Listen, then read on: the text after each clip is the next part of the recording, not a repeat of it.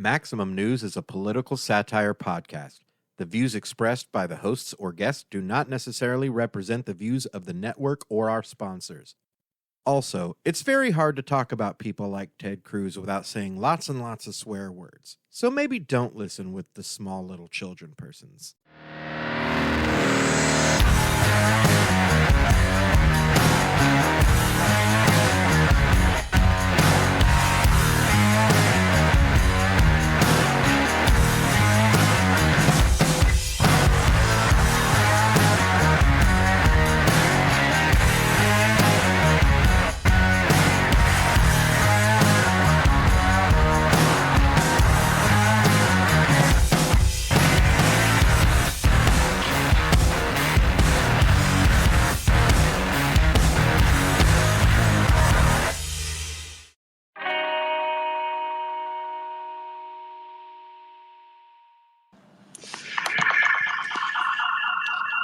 All right, sorry about that. We've got so many people here that I think we are kind of melting the servers. So they just keep crashing, huh? So I think we're back online here. Great. All right. Well, it's certainly an incredible honor to have Governor DeSantis make this stark announcement.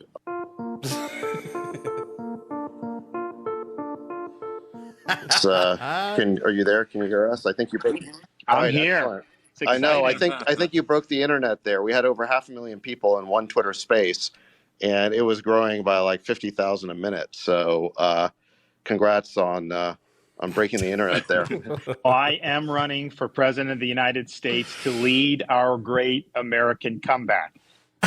Welcome to Maximum News, everybody.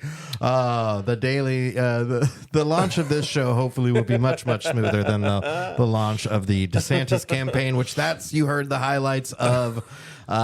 But what you didn't hear there, obviously, with this being an audio platform, is the little shortcuts there were 2 minutes later, 3 minutes later, 10 minutes later. Just dragged on for some time. So essentially, you didn't hear DeSantis's voice for about 20 to 25 minutes into this launch. A lot of ers and ums by Elon Musk about how much of an honor it was. Because he's literally clicking around trying to get his website to work. Wowie zowie. 500,000 people they can't handle on the Twitter space. Whew. Did that not sound like not a lot to you? No, that's weak. Sorry, 500,000 people crashed the internet. Yeah. What?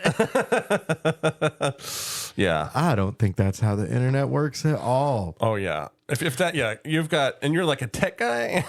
Exactly. He's like the tech guy. He's like, I'll manage the servers. Okay. Just goes to show how much he just comes in with shit that already exists and doesn't know what the fuck he's doing. Absolutely. Everybody that's like, he made Tesla. Get the fuck out of here. He bought it. That shit already existed. He wouldn't know how to make a Tesla. As someone who I work in video production, so I deal with like technical issues all the time, and it is like stressful. So I enjoy the shit out of it though. Like when it's like someone else, who someone else eating shit.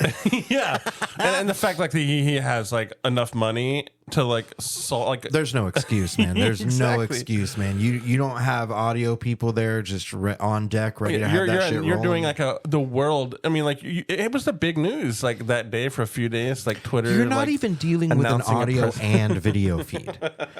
Audio only at this point. Phone call. Audio only at this point is the easiest thing to pull off. Yeah. Like, if you can't get that shit to work, what the fuck is happening with you?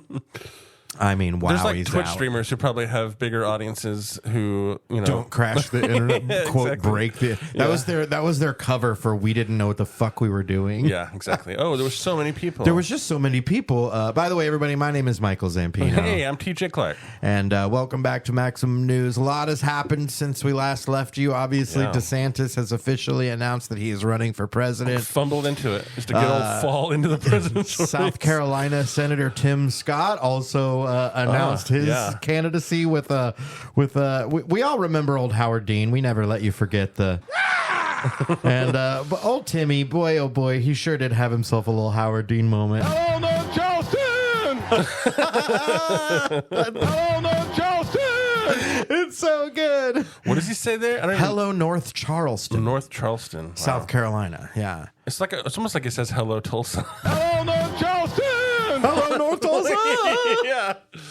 Oh, Tim Wow, poor guy. Yeah. Although, fuck him too. Scott. Oh, absolutely. That guy's been going around being like, listen, I'm just, when it comes to abortion, I'm going to just sign whatever the craziest shit you send my way is, because that's what'll make people happy. Yeah. And by people, I mean 14 of them. Exactly. Backers. Since we left you, the biggest piece of local news, obviously, is that SB 613 passed and was signed into law by Kevin Stitt. Luckily, the ACLU and Lambda Legal did have their lawsuit ready to go pretty much immediately, filed suit, and A.G. Drummond, to his credit, stepped in and put a stay. Oh, good. So the bill will not be enforced while the litigation goes through the court system, That's good. which is the opposite of what is happening with some of the abortion bills going on across the country. Oh, yeah. Some of those courts are allowing those bills to be enforced while the lawsuits are going through the court system, which is just insane. Yeah. So credit to A.G. Drummond, Gittner Drummond. That was a wonderful thing he did. It was the right thing to do. Absolutely. So absolutely credit where credit's due. That was a great, great move by him, and Yeah. I'm super, super glad he did it. So we at least have the time that it will take for this, and obviously the courts, they drag their feet, so this could be a while. So Yeah. so there's a long potential. process. Correct. There's potential, a year or multiple years worth of a stay for some of these kids to Yeah. to be able to not be afraid of losing their gender affirming care. And that being said, that's not going to say that while it's going through the court system, there aren't going to be a lot of doctors that are just too scared to risk it. Absolutely. Yeah. So there are kids that are probably going to still lose access and Yeah. have to go to alternate routes, and it's pretty fucking terrible. It is. Also, this is just an honest question. Do at some point, because I know what happens with a few of these things, and for right now, especially trans-related things, it seems like when there's several states where these lawsuits are popping up, and as like appeals pop up and stuff, at some point will the Supreme Court just like scoop them all up and just make a decision regarding? What's most likely to happen is that there will be one case from one state that will make its way up through the system to the Supreme Court. Yeah. And that is usually where you'll have, and I don't know, it kind of depends because, it's not a federal case. It's not, but it's I don't know, it's really tough. But there is the potential that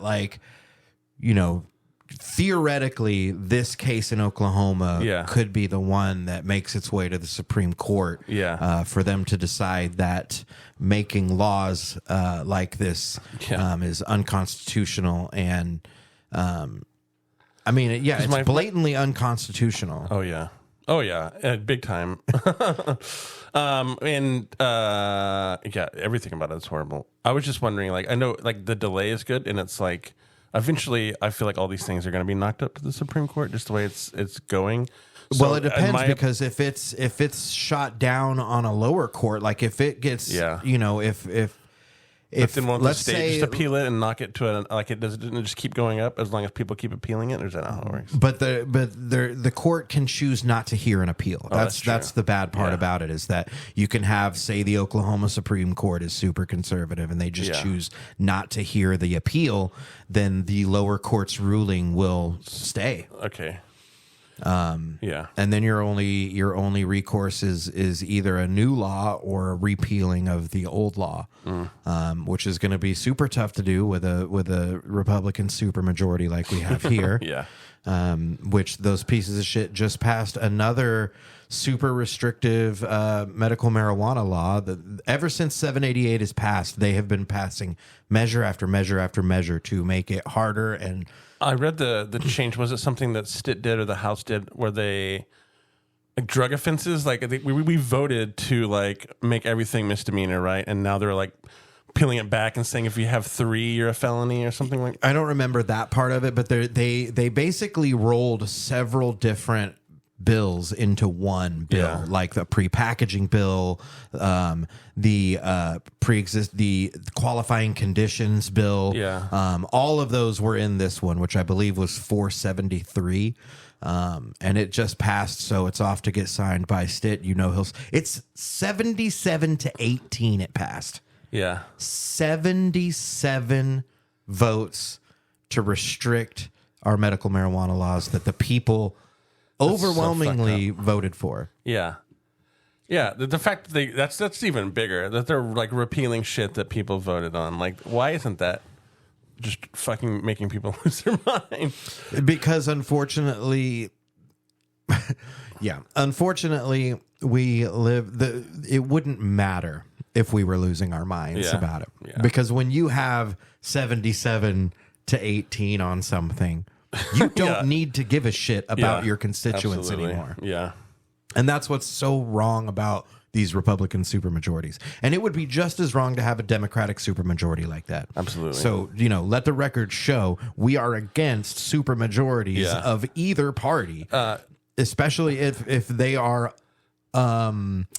nefariously come upon Absolutely. by gerrymandering and other things.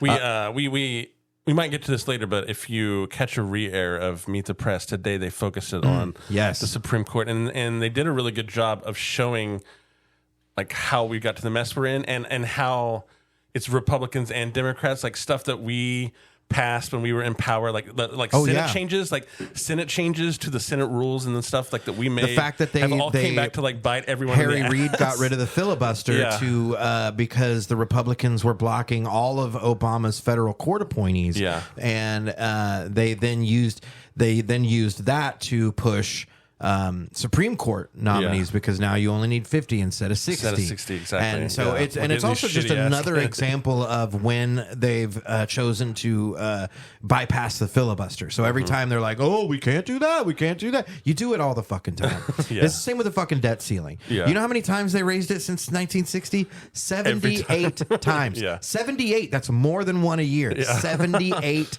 times since 1960. Yeah. 78 times, and these motherfuckers are and we'll get into the deal that was made, but the Supreme Court argument goes more into all these state laws. The reason that so many of these things are happening so quick is because of that Supreme Court. Is because they're banking on having that Supreme Court see these cases and rule in their favor. Absolutely. And so if that Supreme Court was 5-4 even, with even one slightly centrist Republican on that 5, you wouldn't be seeing nearly as many of these laws being passed this quickly because they would be afraid of them getting shot down by the Supreme Court. Yeah. That's the reason.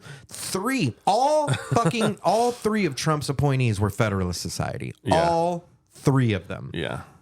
It's fucked up. But one of the best things about the Chuck Todd, the Meet the Press episode, like you were saying, is that they were really talking about what can be done to potentially, the fact that the highest court in the land has the lowest standards for ethics as far as enforcement goes. Bad news. All they have to do is just stand up there and be like, "Oh no, I'm good." Kavanaugh sat up there and lied his ass off. Comey Barrett sat up there and lied her ass off. Yeah. They're lying in these confirmation hearings, provable lies, and nothing happens. Did you hear the 2 court clerks that he had on 2 court clerks, like former court clerks, like talking to them, and he asked them like about ethics, and one of them said they had like one who worked for conservative judges, one for progressive judges, and the one who worked for progressive judges was, of course, very honest about the Supreme Court, and he says that the Chief Justice at one point during the session, the beginning of the session, will gather all the like aides together, right, and talk about ethics, but really the only thing they really talk about is don't talk about what you hear in this room. Like, that's the thing they care about the most is keeping it. Don't tell anybody keeping all the it bullshit. secretive. Yeah, it's like they are the least transparent like branch of government, and they are maybe the most powerful. Right and they now. should be the most transparent. Absolutely. I mean, it's the entirety of our court system should be unbelievably transparent. You know, the fact that most everything is public record until you get to that level is like, you know, why does it all of a sudden only during stop? the pandemic did we even get to listen in? You No know? shit. Yeah. Sorry to get a sidetrack with some No, that's okay. but my point was like generally was like a delay is good, right? Because the longer we delay it, the greater chance of like the Supreme Court changing or something. The like greater chance of like another old fuck passing away. or maybe they actually figure out a way to get Clarence Thomas the fuck out of there. Yeah, you know, absolutely. Because that motherfucker is as corrupt as they come. Jesus, they were talking. I know you saw some of this, and here's just one more fact from Meet the Press that kind of blew my mind. You know who the most center? Like if you look at the decisions and the arguments and stuff. Right now, like the center judge, the judge who is kind of in the middle, and then what the other people on the other side is Kavanaugh. I know.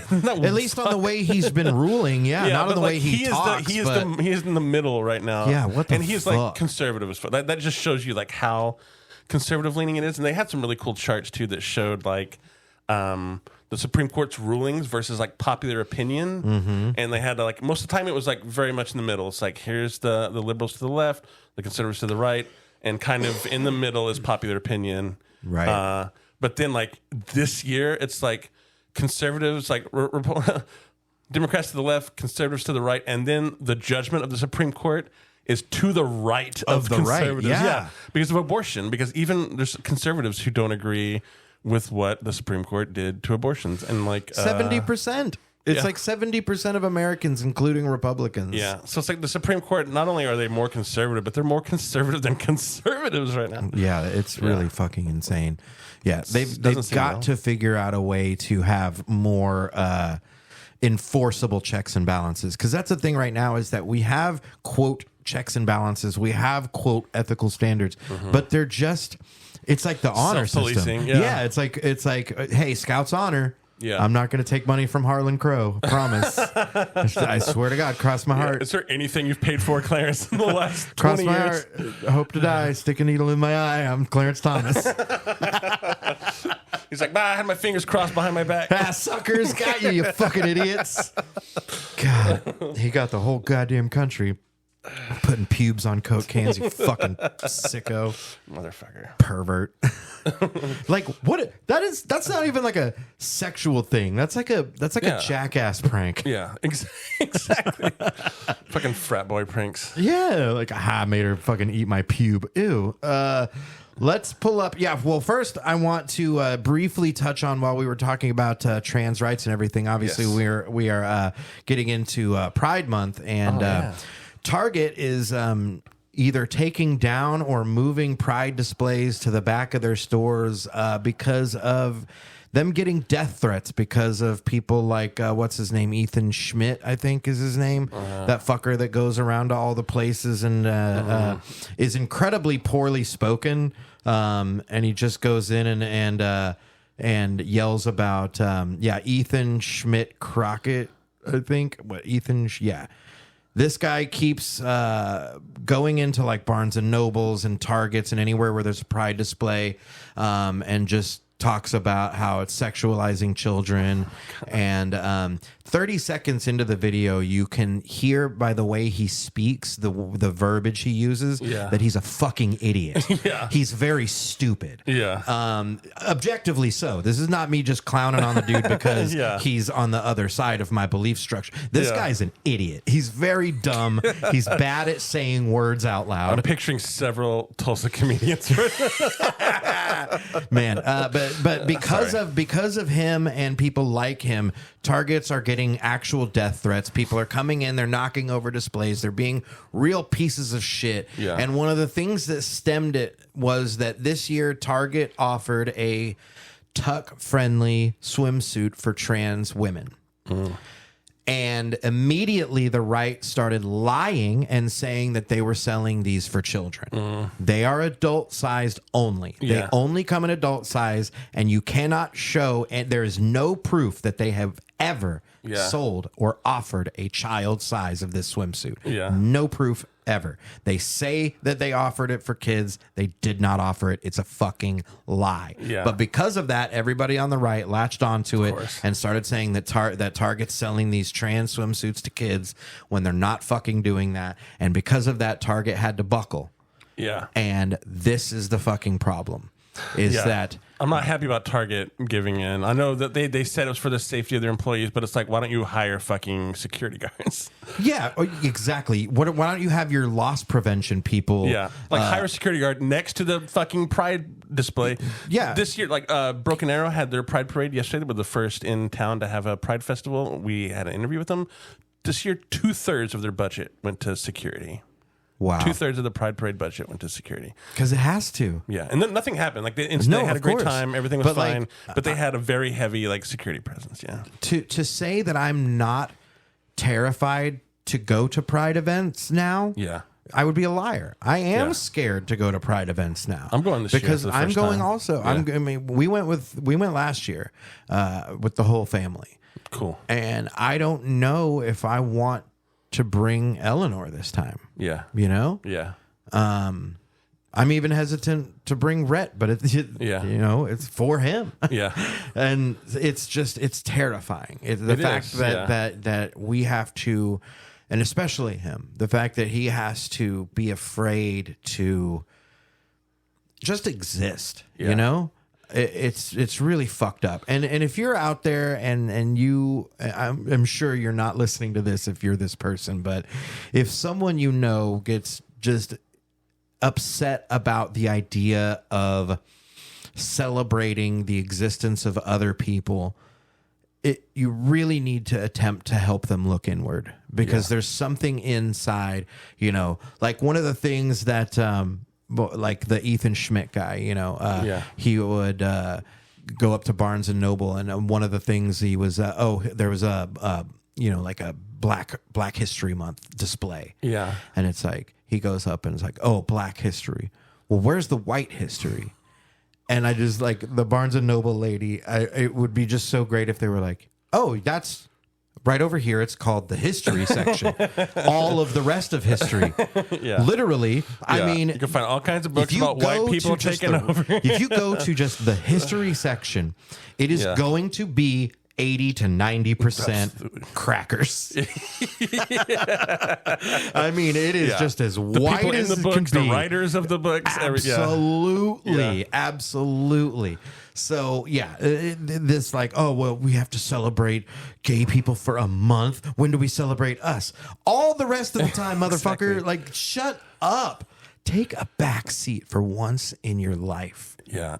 Well, and it's like, what's shocking but not shocking to me is it seemed to be like specifically trans issues, but now they're just like, it's gay. Like they're like fully out, like hate gay people too, right? Oh, it's for like, sure. It's both because it's like any type of queerness at all. Like if you are not straight, like suddenly like you're a fucking problem. Yep. And it's like, really? I thought we dealt with this. And I've said it before, and I firmly believe that most people's homophobia just comes from a place of ignorance, and most of them just find it weird and icky and foreign, and they can't bring themselves to realize how little it affects their daily life. Absolutely. Yeah.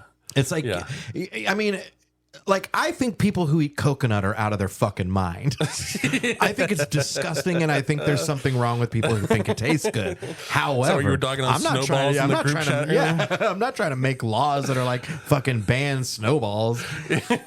Like, seriously, it's that level of like, how much does it affect you if someone? Don't It understand. doesn't. Yeah. It doesn't. And these are people who lose their mind if you talk about just restricting the guns, you know, like For sure. like when you want to change something about their life, you know what I mean? Like they lose it. But if you want to change something, or, you know, it's like, they may not even ever interact with. I have a perfect person. example of the hypocrisy behind that.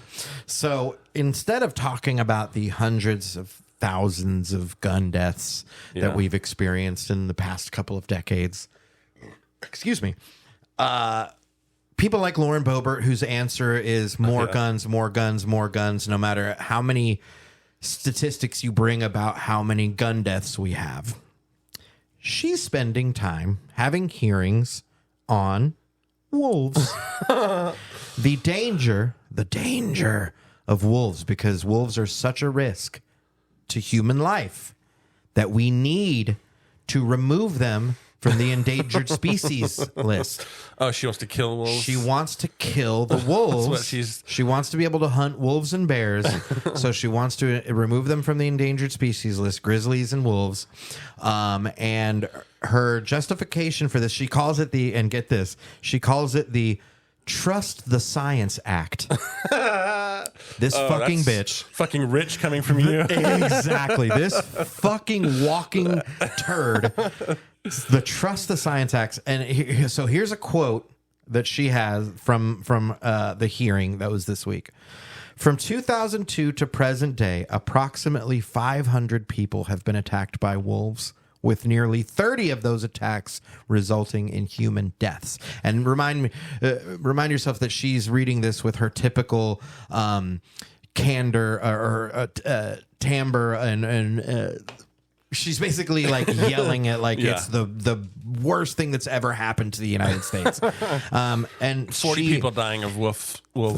30. Oh, 30, sorry. 30 and she also said, oddly, she said with nearly 30 of those resulting in like human 25. death. 29, I don't know. But the other thing is that she willfully and purposefully left out the fact, and someone else was very quick to point this out, which I love. There was a Democratic, I forget the House rep's name, but he was very quick to point out that this quote that she was quoting from came from a recent Norwegian Institute of Nature study, Norwegian Institute for Nature, excuse me. And they showed that of those 500 attacks, that was worldwide. And of the 30, only 2 of those 500 cases were in the U.S., and only 1 was fatal. Wow. So only 1 person died of a wolf bite? And only 2 were attacked in the United States. Damn. 2 attacks, 1 death. She's trying to pass laws. And this is more important than that's more gun than laws. ironic. That's just like insulting, you know? In the study that she was quoting from, in that very same study, it later goes on to say, and this is a direct quote from the study, it is apparent that the risks of a wolf attack are above 0, but far too low to calculate. So they're basically saying, yeah, it's above 0, but it's like 0.00000000001. Maybe. Yeah. Like we can barely get an average. That's here. what she's spending taxpayer dollars on to have hearings about. great, The yeah. Trust the Science Act, because she wants to hunt wolves. She wants to fucking kill more animals. Like I wish I wish that's what all politics was. You know, like I wish the world was so great that just like debating whether we should take wolves off the endangered list was government. Like I wish I wish that that's where we were as a world, that was the greatest political controversy right now. Oh yeah, it'd be great if we had so few deaths that we were like, hey, look, 2 people got exactly. We need to 2 do people something got about hit the by 2 wolves. people who died. Yeah. Like what I wish I lived in that world, you know? I mean, and it's just another example of how few people it takes for them to try and enact laws when other things happen, you know? Yeah. Like the fact that trans people say, are less than 1% of the population, right? Or maybe 1%. Yeah, I think it's increased a tiny bit. Right. The people who identify, I know it's increased in the last few years. And but it's still they're like really 2% or making it something, out yeah. like it's like they're just taken over with some fucking agenda to make everybody. Yeah. And they're How many kids have been sexually assaulted at drag shows? 0. Yeah. How many at church? We don't have those numbers. Yeah. Too large to calculate. More than 0. More than 0. Oh, god damn it. Yeah, that's what this asshole Lauren Boebert sucks so much. She's so awful. Like the way she speaks, the rhythm and timbre with which she speaks just shows me that everything she does is a performance. Yeah. I mean, she is just she's playing a part She feels every like time. She's like AI. Like everything she says was written by AI. And there's a story that recently came out, and I forget which publication it came out with, but they were basically talking about that, since she's getting a divorce now, some shit's coming out.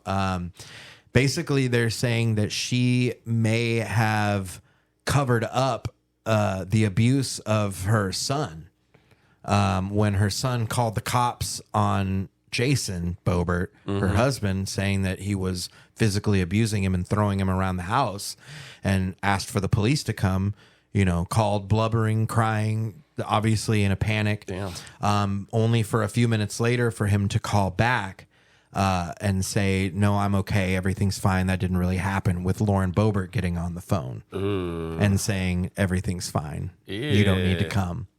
That's gross. Yeah, I mean, at the very least, that's unbelievably fucking suspicious. Yeah.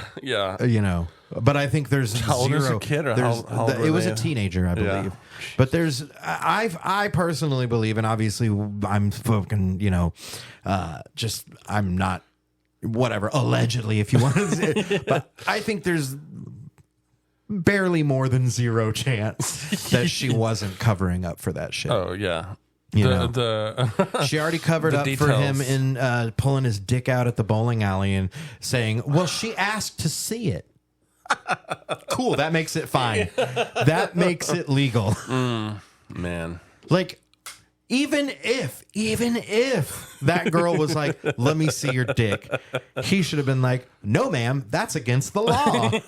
Yeah. Jesus Christ. Anywho, yeah. we have some news in the Mar-a-Lago case. Oh, yeah. The Mar-a-Lardo, as Michael Cohen calls it.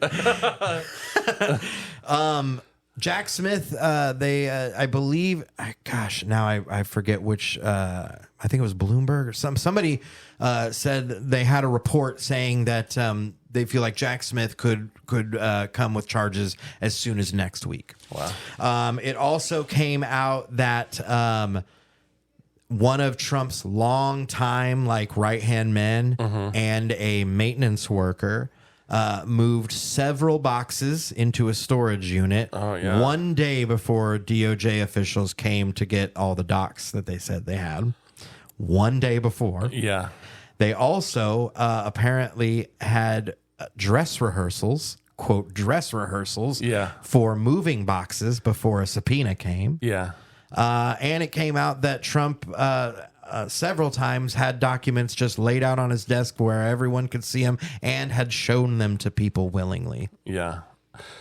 I also heard, and I don't have the source, but I did hear, maybe I heard that a list of his witnesses of Jack Smith, right, of his witnesses included, it looked like he was going to ask questions about manipulating security video. Like some of the witnesses they had was about again, there was people were insinuating that this there might be some that they tried to manipulate the video. Security video. Yeah. Yeah. I mean, well, they already. At least he's got witnesses on his list who are going to testify either for or Oh yeah, for about sure. that, yeah. I mean, this maintenance guy, is basically I had no idea what I was moving. I'm trying to feed my kids. Yeah. Donald Trump's like, working hey, for this fucking move these weird rich dude. boxes. You're like, okay, whatever.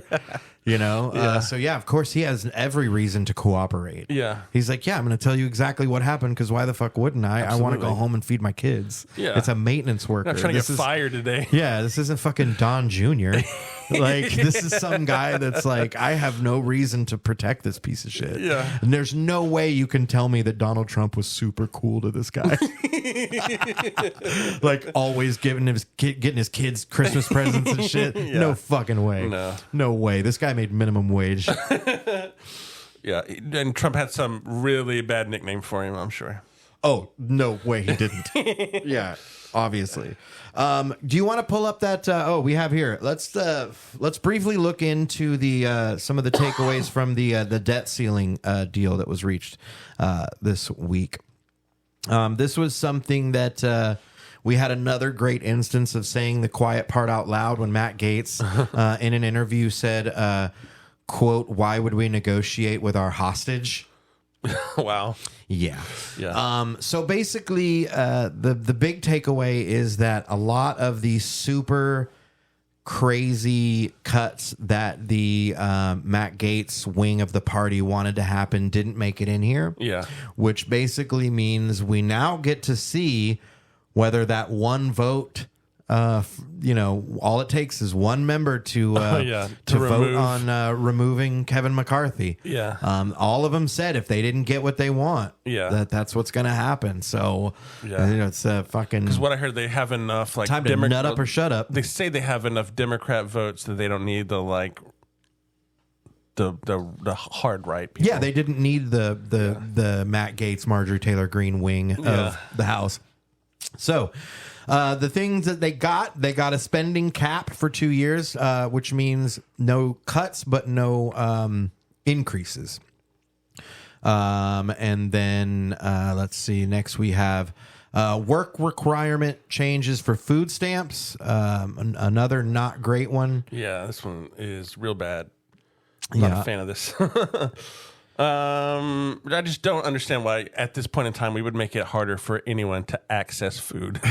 It like, really, why literally the poorest of us? Like, I've tried to get on SNAP benefits and I make too much money. Let me tell you, I'm poor. Yeah, no. When you're like, I can't barely imagine people make each who paycheck are on work. Yeah, and yeah, people who are on this like fucking need it. I need it, and I can't get it. Like, if you're on this, you need it, and then for them to make it suddenly harder for you to get. And it just goes to really show the income inequality and how vast it is and how many regular people, the amount of regular people who do just barely make each paycheck stretch and who do live with food insecurity. Yeah. Who do, like, even though you're not going to go hungry, you have to make choices on, budgeting your groceries and a lot of and that one big you wreck your car, you break your leg, so one simple thing and you're fucked. Yeah. You're all of a sudden in a situation where you really got to figure some shit out,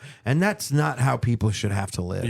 Well, and like I guess it's based on, I haven't heard what the requirements are, but I know they're like adding like some more work requirements. Yeah, right, basically if you're 54 or and in any way, shape, or form able to work, you have to show some level of work that you're working in order to. This just feels like not reading the room. Like, no, it's really like we're not. in the news right now until like debt ceiling stuff. Honestly, was like all the AI hearings, right? Like, AI is about to. Well, theoretically, people are saying it could take a shitload of jobs. Yeah. So the fact that they're making more job requirements when like we're talking about losing more jobs, how all of us soon are going to need some like supplemental income because we're about to see a wave of people lose their jobs in the next few years. It just all of their policies are just based in cruelty. It feels like another it's concession just based on winning the next election. Essentially, is really all it is. They don't care about 4 years from now. They care about next year. You're absolutely right. The IRS funding that the Republicans were yelling about, how IRS agents were going to kick in your door with fucking AR-15s. They're taking back $10 billion of the $80 billion, so there's still going to be $70 billion there. A concession, but not a big one, because obviously that $80 billion is getting rolled out over a number of years. So it's just a little shaving. Honestly, like if you're negotiating, that's a pretty decent concession if you have to make concessions there. Yeah. You still kept $70 billion of that $80 billion. That's a win. Rescinding unspent COVID-19 rescue money. I can't believe that there was just billions unspent. Like, that there's just money like sitting around. That just blows my mind. Yeah, a bunch that was sitting around even after so many Republicans misused it and misappropriated it. Oh yeah, and or turned it down. Like Stitt was just like turning down money, wasn't he, at one point? For the state, but not for himself. Oh yeah, yeah. And fucking Mullen got like $2.2 million in PPP loans. Yeah. And had him forgiven. Yeah. Fucking piece of shit, turd merchant motherfucker. I hate that guy so much. Oh yeah. Yeah, $2.2 million. That guy. Yeah. Anywho, let's see, what else was there? No taxes on the wealthy or corporations. That's another big loss. Yeah, they left the student loan forgiveness intact, which I guess are hoping the courts undo that anyway, right? Isn't that one of the things that's like being passed? Yeah, that's one of the ones that's probably going to go to the Supreme Court and probably going to get cut. So they were like, yeah, let's just wait that one out. I believe it even said it right there. The change would effectively codify Biden's plan after the Supreme Court takes up his student loan forgiveness program. Yeah. So they didn't lose too many things. Concessions were made for sure. Yeah. But nowhere near what they were asking for. Yeah. I did hear that they think it will change. Like there'll be agreements made. There'll be a little bit added and probably. But nothing adapted. like what they were saying. Yeah. And that's the important part is that the like draconian cuts that they were trying to make. Like, it was they were really trying to pull back a lot of social spending. Yeah. Which is just the Republicans' go-to is cut social spending, funnel it into the military industrial complex, and kid, just watch it go. Yeah. Ay. Yeah. So anyways, when they say social spending, remember they're talking about poor people. Usually. Yeah, things that affect probably you. Yeah. That's listening to this. Yeah. Things that affect your daily life. The only other thing that I had this week was in another part of DeSantis's terrible rollout. He keeps attempting to move to the right of Trump on things, and one of them was that Trump passed the First Step Act, which is a bipartisan bill that passed in 2018 that reduced mandatory minimum sentences, expanded credits for well-behaved prisoners looking for shorter sentences, and aimed to reduce recidivism. That was a bipartisan bill that was obviously supported by both sides, being the key word being bipartisan. And the first step is a key word there because this was a baby step. Reducing mandatory minimum sentences. Mandatory minimum sentences should be abolished. Yeah. Not reduced, abolished. Absolutely. They should not exist. They are inhumane. Yeah. They are antithetical to a unbiased justice system. Mm-hmm. If you are saying that you're looking at every case objectively or subjectively, however, whatever, if you're looking at each case individually but while also having mandatory minimum sentences, those two things really don't work with each other. So just pulling them back was definitely, like they said, a first step. And so DeSantis has basically come out and said that it was he said, so one of the things I would do as president is go to Congress and seek to repeal the First Step Act. If you are in jail, you should serve your time. And the idea that they're releasing people who have not been rehabilitated early so that they can prey on people in our society is a huge, huge mistake. Two things there, bud. Number one, nobody's being rehabilitated in jail. I was just about to say that. LOL at him thinking prison rehabilitates people. Yeah, your entire argument is based on the idea that people are coming out of jail rehabilitated. No, this is a for-profit prison system, and you want them in there the whole time and the longer because they're it's actually a fucking the more money damage maker. They get.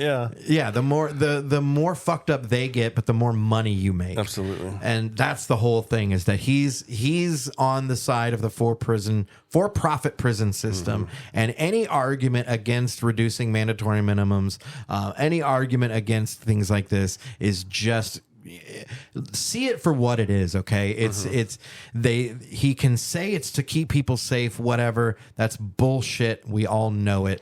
It's not fucking true. Keeping people in jail longer does not necessarily ever, if I don't know that there's hardly any cases of true rehabilitation from jail. I mean, like, rare. It's maybe rare. that one guy who I accidentally did it insider trading.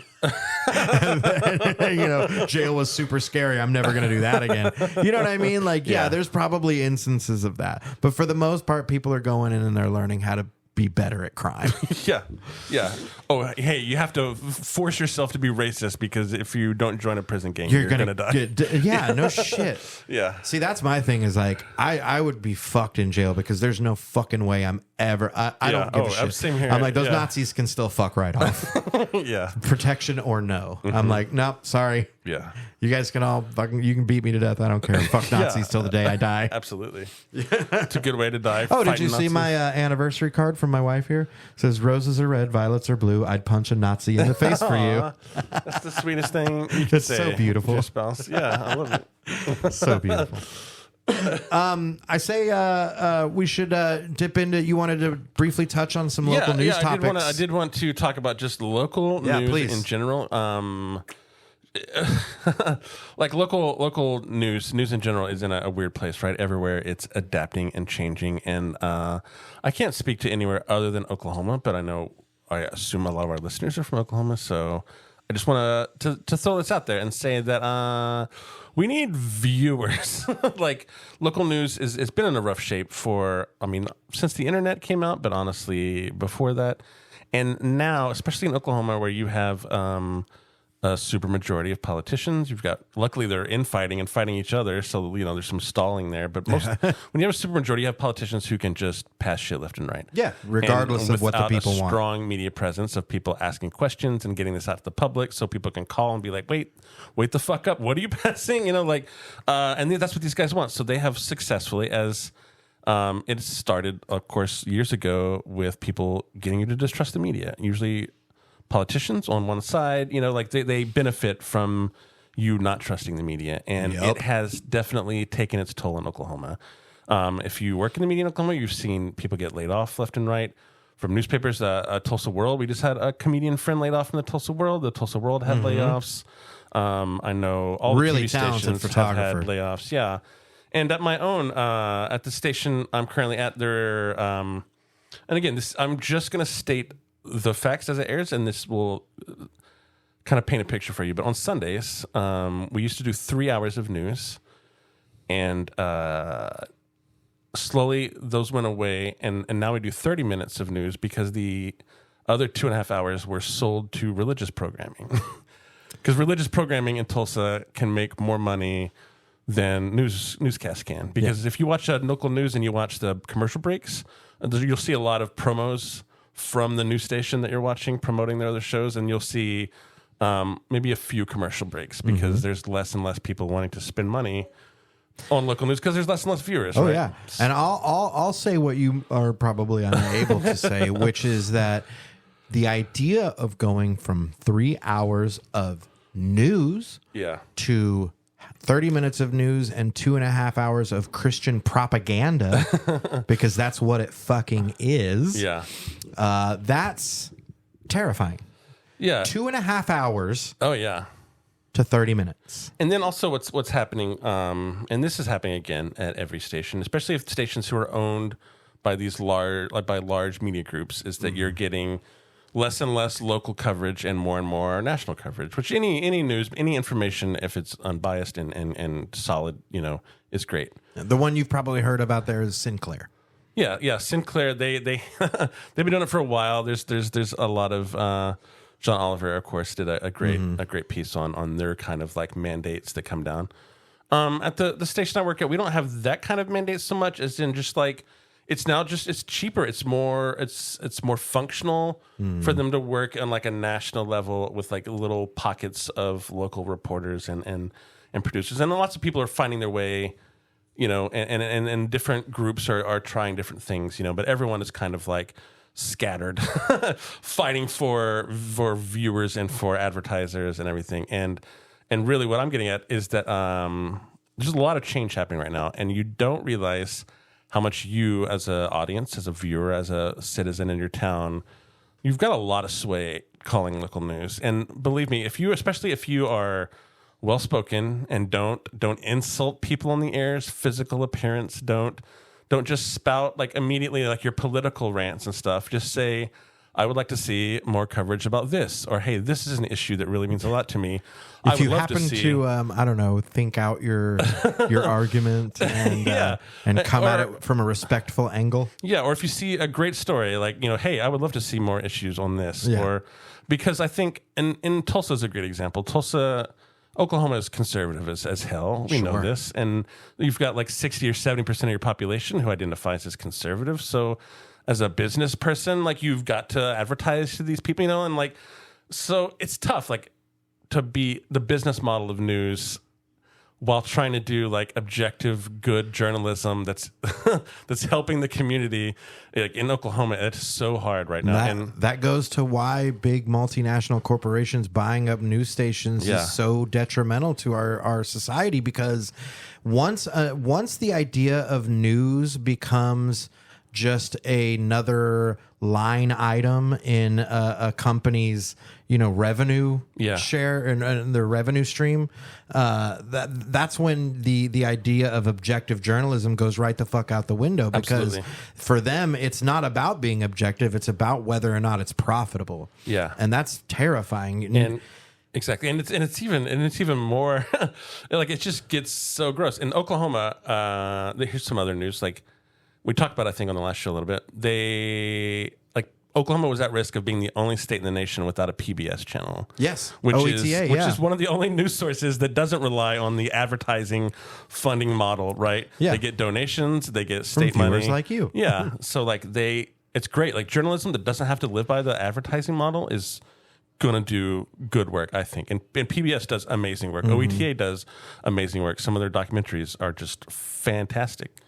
But they saved, so the governor, of course, they passed a bill to fund it. The governor vetoed funding it because he said that they're pumping child pornography and supporting, what sexualizing OETA kids. had that upsetting was they had parents saying supportive things about their trans and gay kids, and he thought immediately, oh, this is propaganda and it must go. Luckily, it's also one of the only statewide media groups who covers local politics heavily. That's another reason why he wanted them out of there. Probably, because he didn't want them objectively reporting on all the bullshit he's doing. Absolutely. Well, and he's corrupt as hell. The state Congress people, like the state House members, they like seeing them. They like being covered. They're not getting interviewed by. They want to be on TV. Yeah. So they constantly and this year they normally fund it without a problem, and this year the governor tried to make it a thing. So I'm glad to see they did. I just read I think Thursday or Friday maybe. They overrode the veto. Yeah. Yep. So OETA is funded at least for 3 more years. They're good for 3 more years. But that's just a perfect example of they are it sounds they're trying everyone blames the media, right? And it's just successful propaganda that you've fallen for, because look, they are actively trying to shut down. They're in charge of this one. So what did he try to shut down? If he was in charge of all the news stations, they would be shut down or put under his you know what I mean? That's just like Russian TV, exactly. State TV. That's what they want. And you're how does it get there? How does the country get there? And it's you're witnessing it in Oklahoma. Exactly. You're watching it happen right now. So the news is for you. It really is for you. And of course we have a business model that we have to live by and whatnot. But we really do put viewers first. And I think the more and more, especially in Tulsa, that we put people first. I love stories about people, about individuals. I'm not so big about grouping people and labels, but when we just tell an individual story, I love that. And you can help. If you have story ideas, if things going on in your town, call your local stations and watch. Or even just visit the websites, comment positive things, active things, just show people. Because again, you may not make a difference. You may not be able to save jobs or anything right now. But right now, newsrooms are looking at things and being what can we do to survive? And if they know they have an audience who's aching for a voice in Tulsa and Oklahoma, I think that that might help persuade news on its pivot, because it's going to have to pivot, right? So otherwise it is just going to become state TV. And no matter your politics, if you're independent, you're liberal, you're Republican, the news it fucking helps, dude. It helps knowing what's going on in your town. And also local news, it gets a lot of silly rep. But people joke about I don't know how to adult today.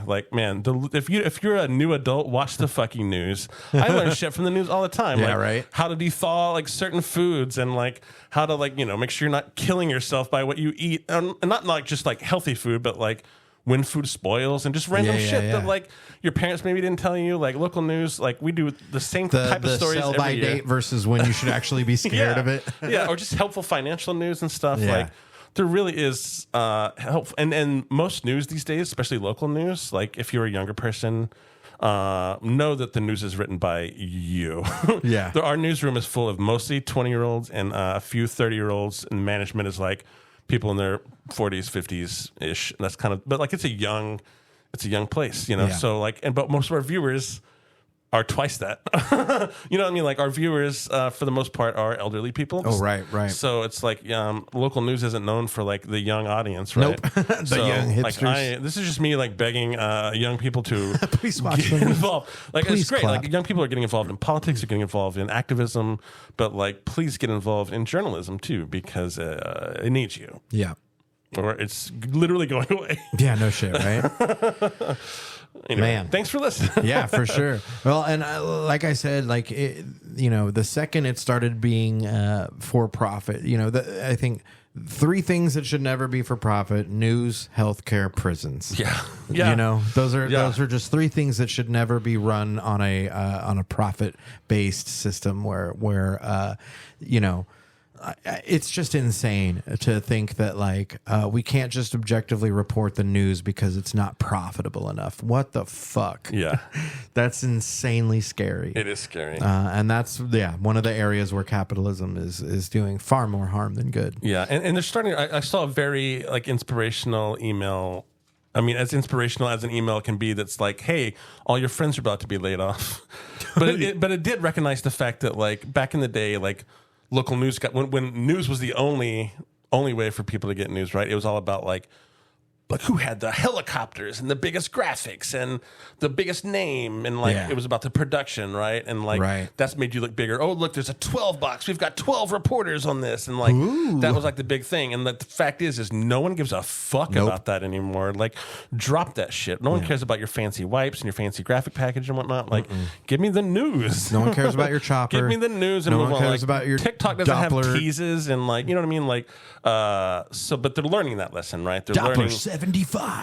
So they're kind of reallocating money and trying to help salaries more so they can keep journalists instead of people just fleeing the industry. And that's good. So people are recognizing that things need to change from up top, and they're making changes. But I do think that viewers getting involved also, and younger people especially, you can lead what local news is, because it's literally like a big old ball of clay right now, and no CEOs know exactly. They're like, well, we'll try this, but if you, the people, literally, it's for you. If you just call the station, call any station, tell them, what you want to hear, and just. Oh, by the way, add schools to that list of things that should never be run for profit. Oh God, we could go in that for a whole. We haven't even talked about all the school funding stuff that the state government's been fighting over. Oh, we'll get to that on the next episode. Did you have any album recs this week or anything? I did. I re-listened to. There's a band called Unbunny. Have you heard of them? I have not. Unbunny is kind of bedroomy pop. I think it's just one guy recording stuff, and there was an album called Sensory Underload, and it's 1996 to 2008, and these recordings that Unbunny did.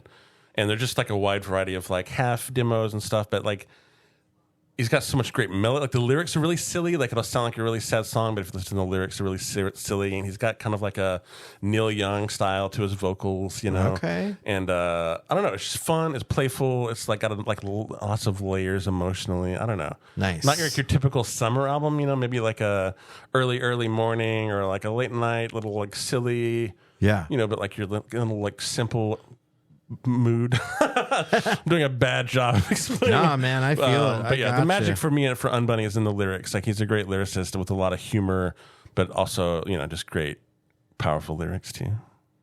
Nice. Yeah. I went back, man. This week I went and we've been watching Yellow Jackets. Oh, yeah. And no spoilers, but there's a really cool scene in the season finale where they use Street Spirit Fade Out by Radiohead from The Bends. Nice. The very last track on The Bends. And I just still to this day think that The Bends is their best record. That's a great record. It's just such a good record. But that song in particular is so hauntingly beautiful. Yeah. It's just incredible. And then also, if you need a hip hop rec, go back to 2015. And I know everybody's listened to it because it's hugely popular. But I listened to, really did a deeper dive into To Pimp a Butterfly by Kendrick Lamar. Oh, yeah. And that's the one with All Right, which is one of my favorite hip hop songs in the last 10, 15 years. Yeah. It's such a good song. The lyrics are so fucking good.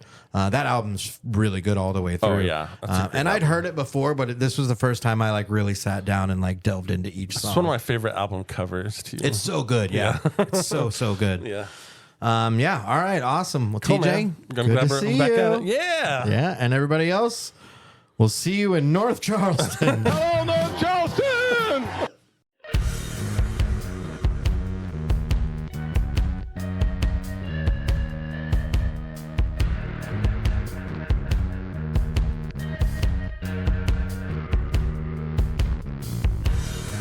Maximum News is a production of OLA Ministries. All original music written, performed, and recorded by Kins.